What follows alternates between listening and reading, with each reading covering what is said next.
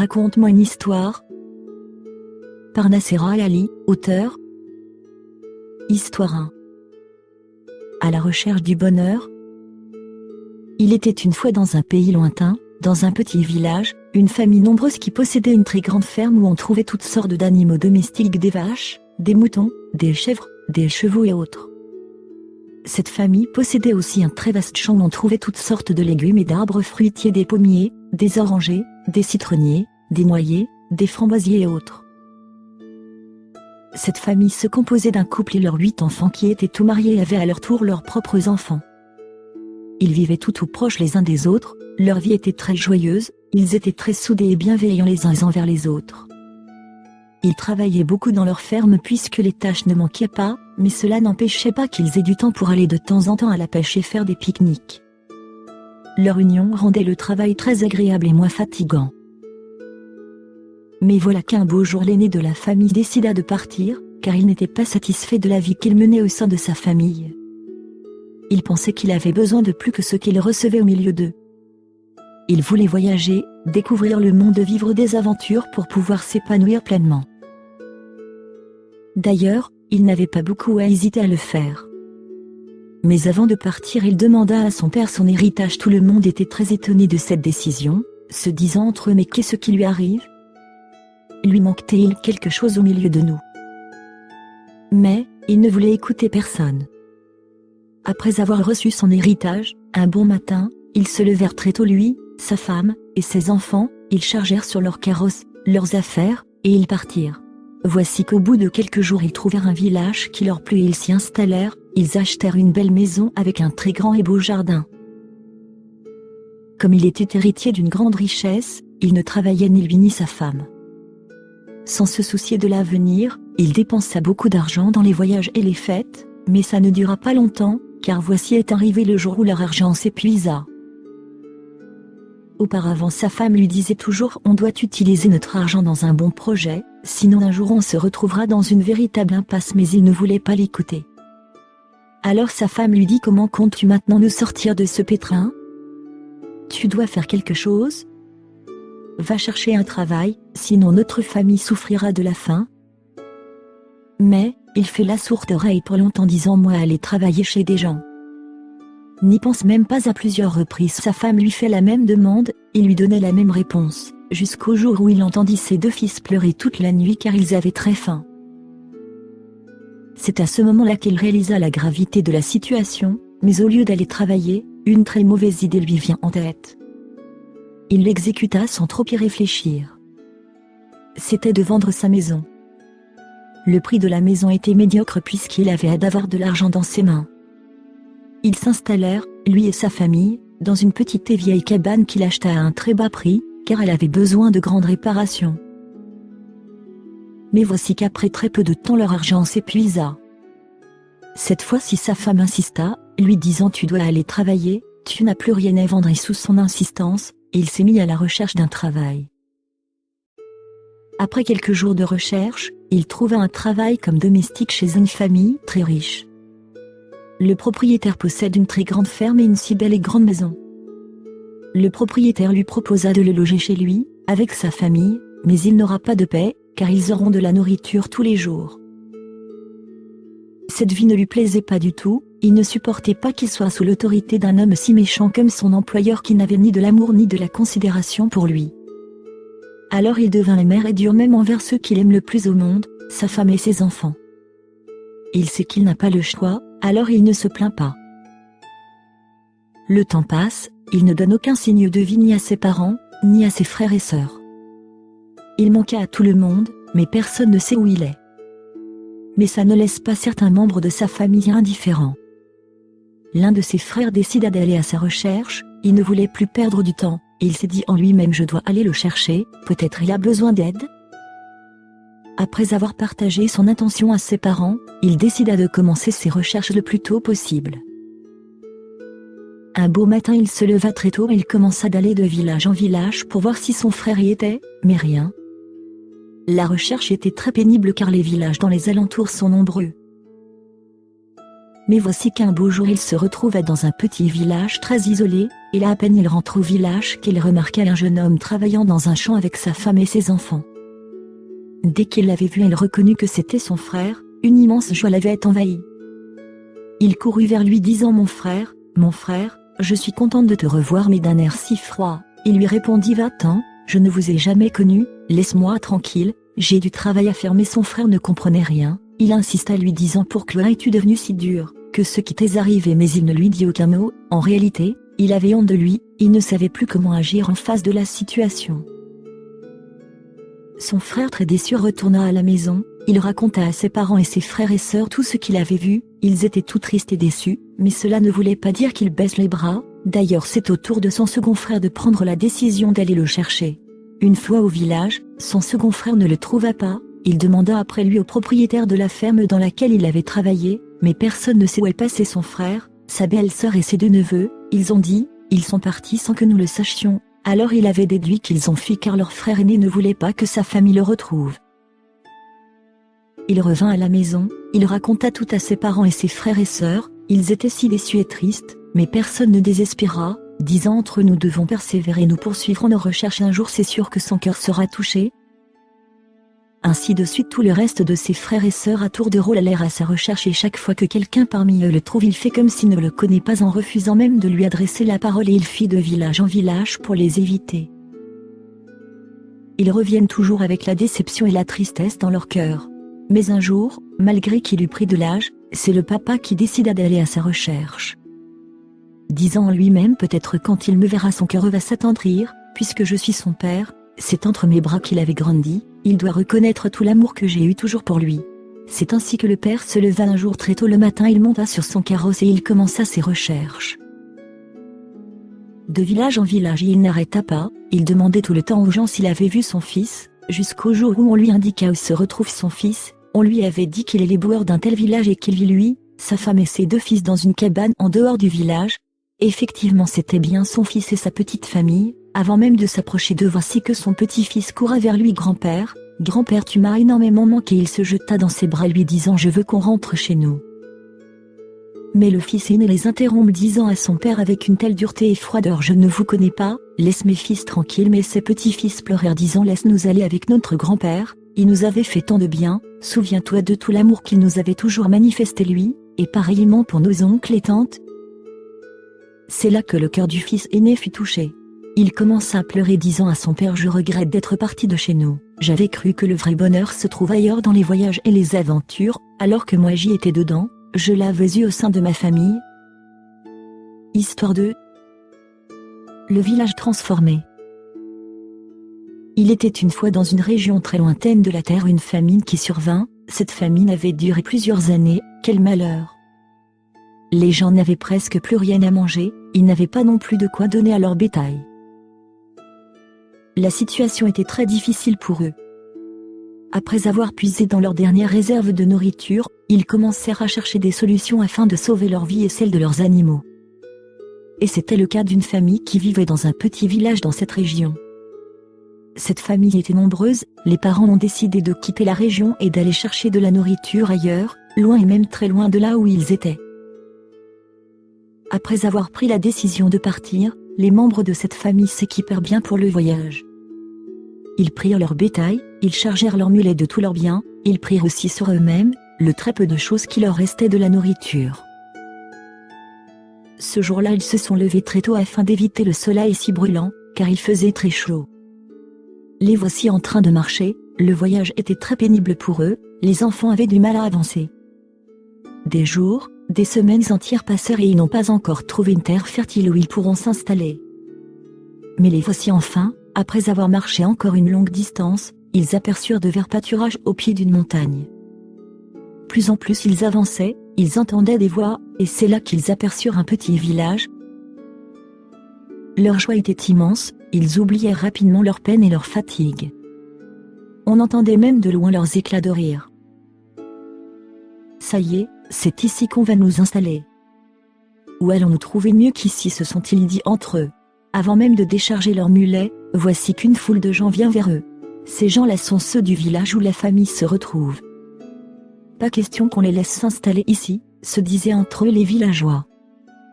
C'est avec une grande colère et hostilité qu'ils traitèrent cette famille d'étrangers. D'ailleurs ils avaient perdu tout contrôle, ils voulaient même les tabasser et les pousser loin de leur village car ces gens-là n'avaient pas du tout la crainte de Dieu en eux.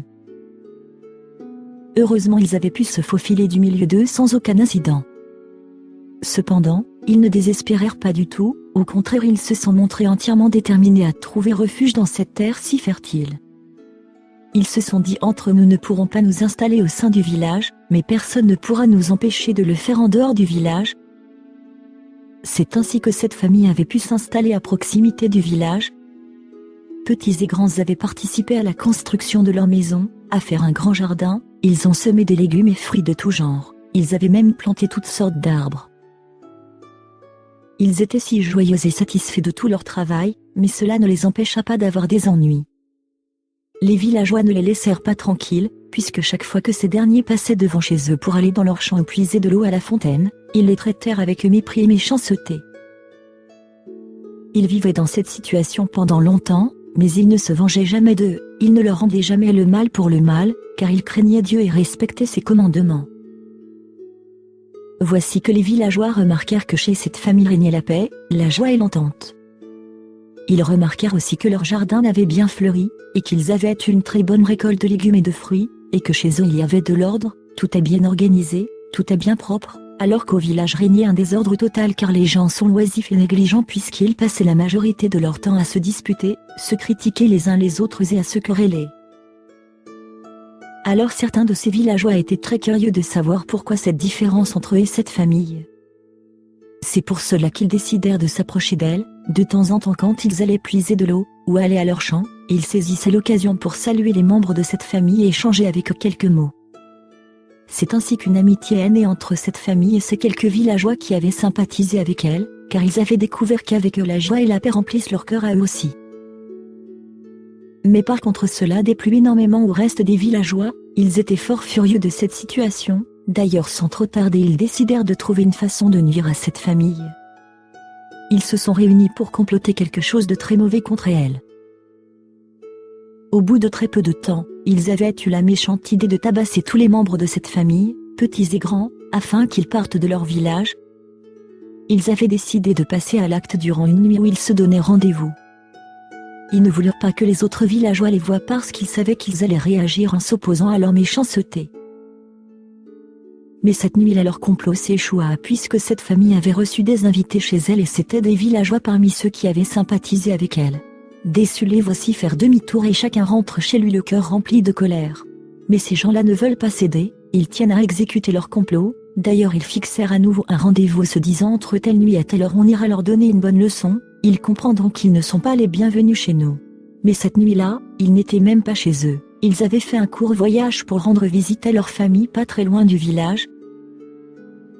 Encore une fois de plus ceux qui avaient comploté contre cette famille un mauvais coup étaient très déçus, la colère les avait envahis car ils tenaient vraiment à la nuire coûte que coûte.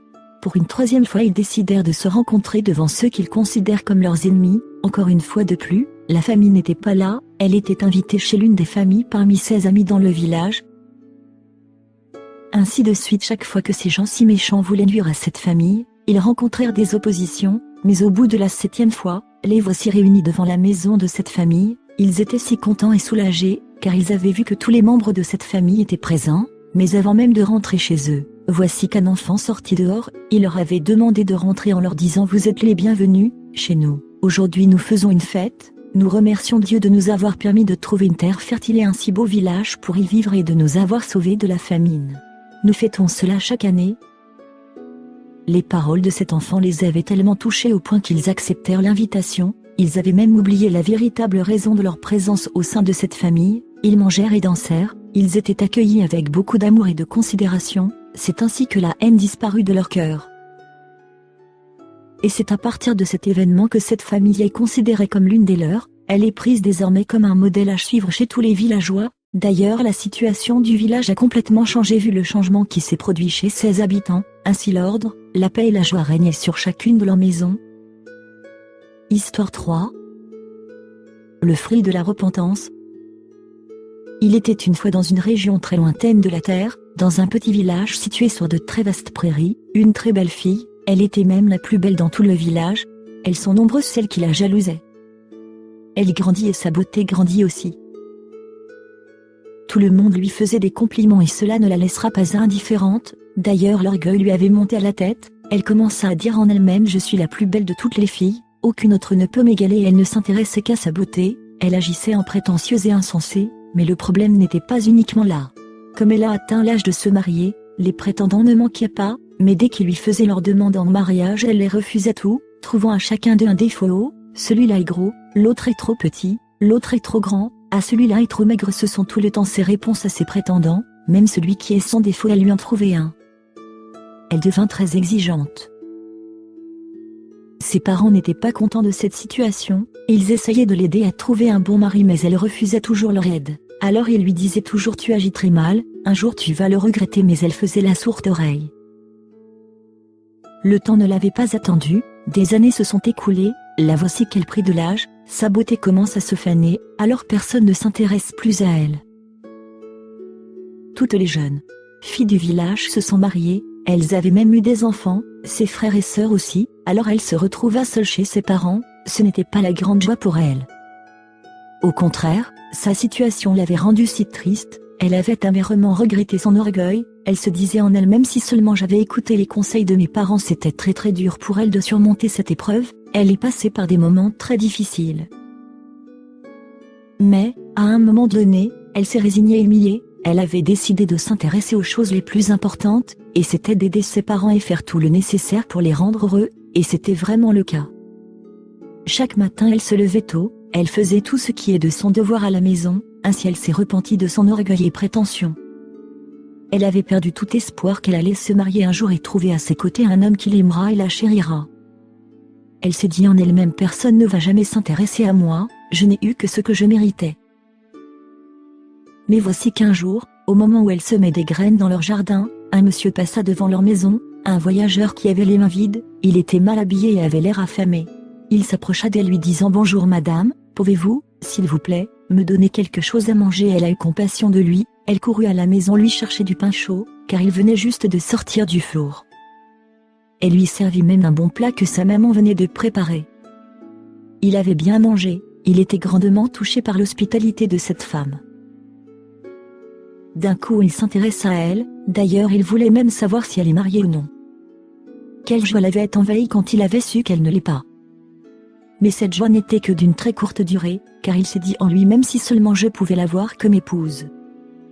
C'est ce genre de femme dont j'ai besoin, elle est tellement douce et chaleureuse, mais je n'ai pas les moyens pour la marier, je n'ai absolument rien. Mais, il avait pensé à la meilleure chose qu'il devait faire. Avec une toute simplicité il se présenta devant Dieu, lui disant: mon Dieu, donne-moi cette femme pour épouse, je veux l'avoir à mes côtés. Très peu de temps plus tard, voici sur son chemin ce voyageur rencontra un homme charitable qui lui donna de très beaux habits, et non seulement ça, mais il l'invita aussi chez lui afin qu'il prenne un bain. Oh quel changement! On ne dirait pas du tout que c'est la même personne. Après cela, il décida de chercher un travail, il allait de village en village dans l'espoir de trouver quelqu'un qui va l'embaucher. En cette époque le travail manquait beaucoup, mais il ne désespéra pas, il lui restait encore d'autres endroits où il n'est pas allé. Il avait entièrement raison. Le voici qui va frapper à la porte d'une très belle et grande maison. Des gens lui ouvrirent, il entra. C'était un vieux couple qui possède une grande ferme. Le voyageur demanda au monsieur et son épouse de travailler chez eux dans leur ferme, mais après peu de temps de discussion avec lui, ils étaient tellement à l'aise dans sa présence au point qu'il lui avait proposé d'être à leur service à l'intérieur de leur maison et surtout qu'il leur tienne compagnie. Ainsi, petit à petit, la vie de ce monsieur changea vers le meilleur. De plus en plus il servit ce monsieur et sa femme, de plus en plus il leur inspirera confiance vu sa bienveillance envers eux. Il prenait beaucoup soin du vieux couple comme s'ils étaient ses propres parents, et comme ce couple n'avait jamais eu d'enfants, à leur tour ils le considéraient comme leur fils. D'ailleurs sans tarder très longtemps, ce vieil homme et sa femme décidèrent de récompenser leur bienfaiteur, chose à laquelle ils ne s'attendaient pas. La récompense a été de lui céder tous leurs biens, car il n'avait pas d'héritier.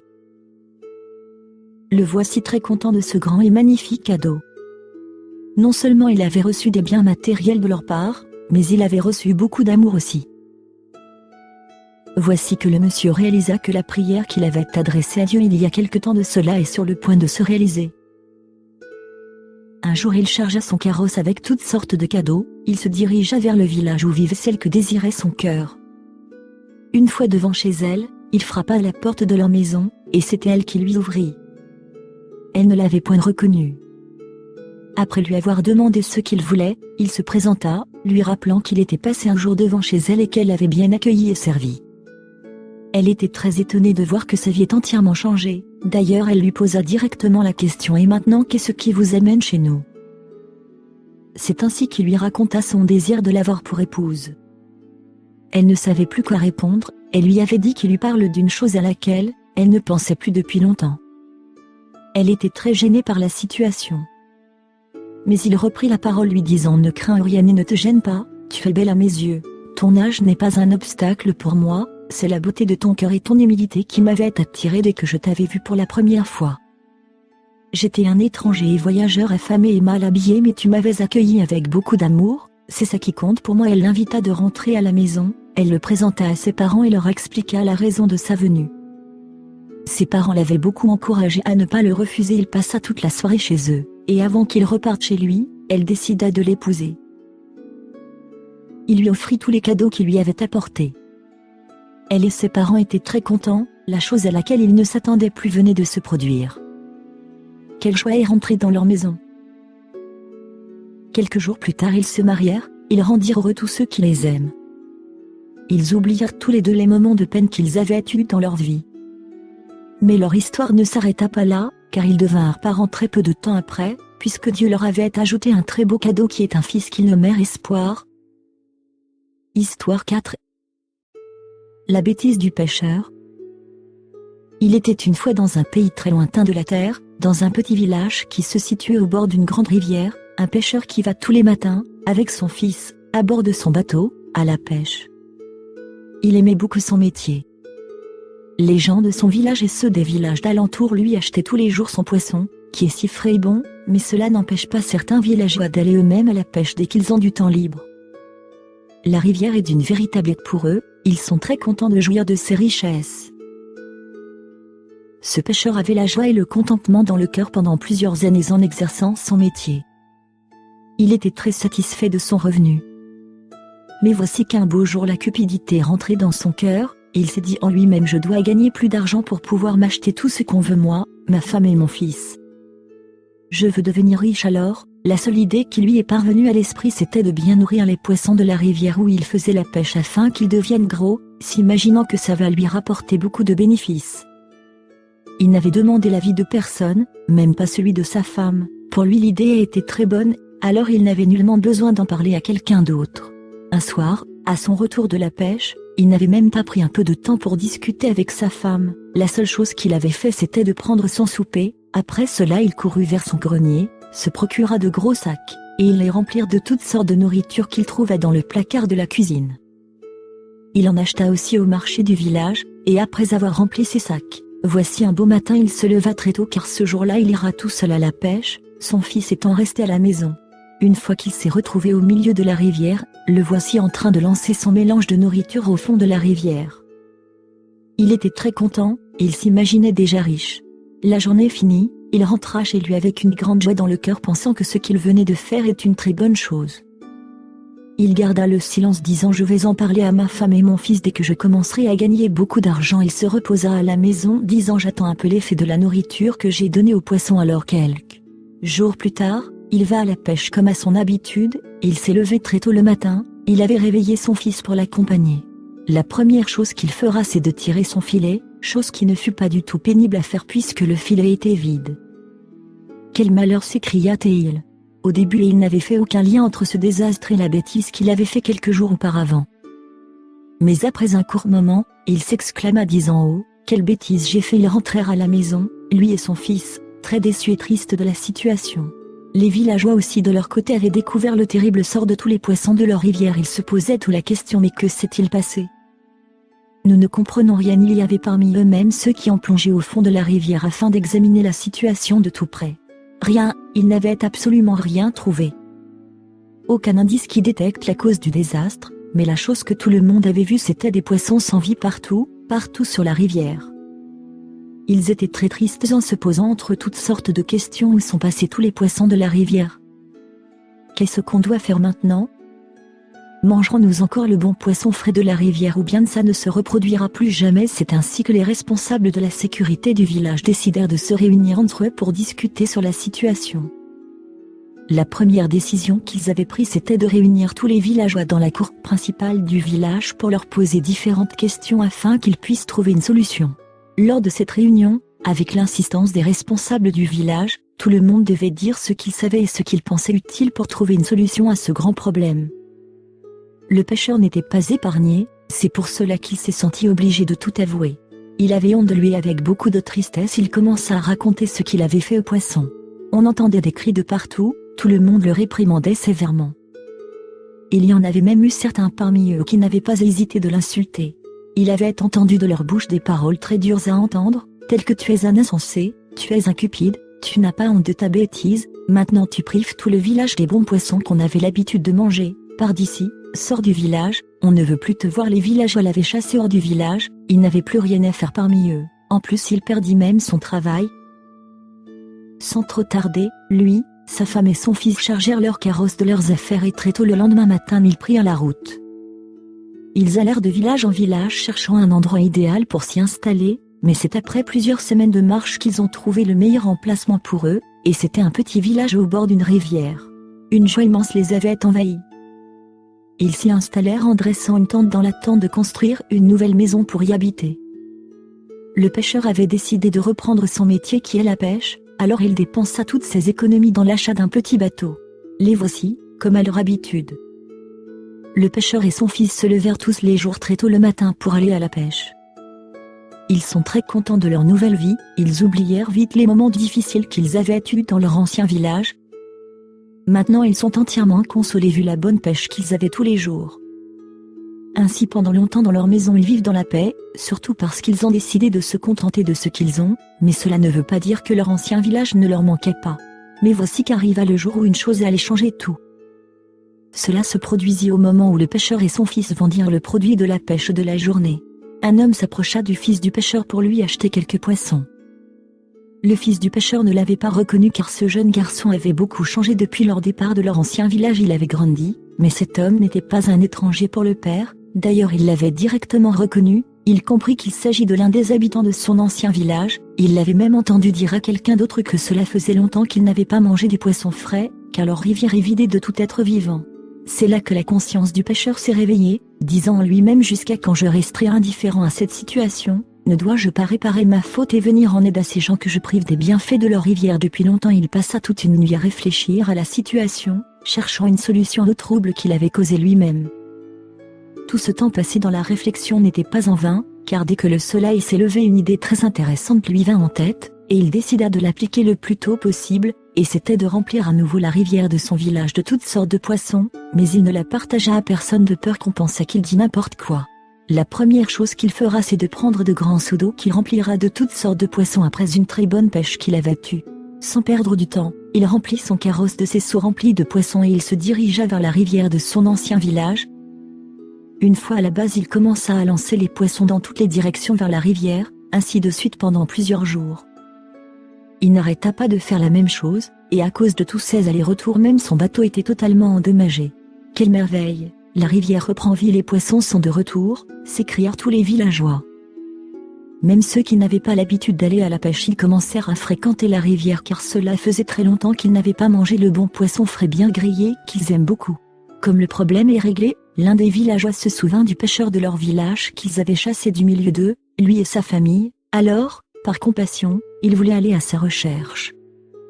Il partagea son intention à sa femme, celle-ci l'encouragea beaucoup. Après très peu de temps, voici ce villageois marchant de village en village à la recherche du pêcheur. La recherche avait duré longtemps, mais un beau jour il tomba sur lui. Il lui partagea la bonne nouvelle répandue dans tout le village, soit le retour des poissons à leur rivière. Le pêcheur ne voulait pas dire que c'était lui qui avait réglé le problème, il se contenta seulement de lui dire « Je suis vraiment bien content pour vous » mais le villageois lui dit « Je ne suis pas seulement venu t'informer sur la chose, mais je suis venu te demander de revenir au village. » Le pêcheur était très ému, et il s'est dit en lui-même « Je suis pardonné, je peux retourner chez moi et revoir les miens, récupérer mon ancienne maison. Oh, je suis vraiment très content. » Après avoir parlé à sa femme et son fils, tout le monde était d'accord pour l'idée de retourner dans leur ancien village. Mais une fois au village, les choses ne se déroulaient pas bien. Ils étaient nombreux ceux qui s'opposèrent au retour du pêcheur et de sa famille. D'ailleurs, ils commencèrent même à les menacer en leur disant « Vous n'êtes pas les bienvenus, vous êtes des semeurs de troubles, on ne veut plus jamais que ta bêtise se reproduise chez nous. » La femme du pêcheur et son fils éclatèrent en sanglots. Ils ne s'attendaient pas à ce mauvais accueil, et voyant cette scène, le pêcheur leur expliqua que c'était lui qui avait redonné vie à la rivière en persévérant dans son remplissage de toutes sortes de poissons. « Ah oui, alors c'est toi qui avais fait ça, et comment ?» répliquèrent les villageois avec étonnement. Le pêcheur leur raconta tout, il leur avait même dit que son bateau était entièrement endommagé en raison du nombre très élevé de ses sorties de pêche pour réparer sa faute. C'est là que tout le monde fut touché, d'ailleurs tous décidèrent de lui pardonner et de lui donner une nouvelle chance, et pour le remercier vu sa prise de conscience, on lui acheta un grand bateau qui est meilleur que les anciens bateaux qu'il avait eus. Il était très content de ce magnifique cadeau et surtout de son retour au milieu des gens qu'il aime. Après cela, il s'est dit en lui-même « Plus jamais je ne laisserai la cupidité me remplir le cœur.